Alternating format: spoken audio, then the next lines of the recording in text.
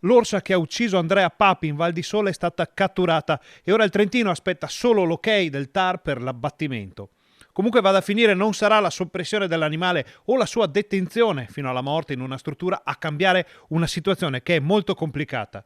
Nella provincia autonoma ci sono infatti, secondo alcune stime, addirittura 100 orsi e sono decine quelli in surplus. Un quadro che per molti va a braccetto con quello dei lupi in altopiano. Sono dei progetti che sono completamente sfuggiti di mano e non sono stati controllati. Oggi ci troviamo con due specie che non sono più in via di estinzione, perché si parla di oltre 100 orsi in Trentino, per non parlare di tutti i lupi che abbiamo nel nostro territorio regionale.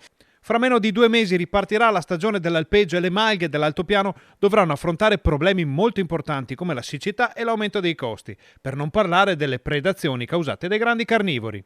Noi oggi paghiamo diciamo, le politiche folli animali ambientaliste. Spesso e volentieri la politica è ostaggio, ok, delle politiche animaliste, ma noi dobbiamo anche essere consapevoli che in montagna da secoli abitano dei cittadini che hanno sempre mantenuto la montagna in ordine, pulita, con un equilibrio anche da un punto di vista ambientale.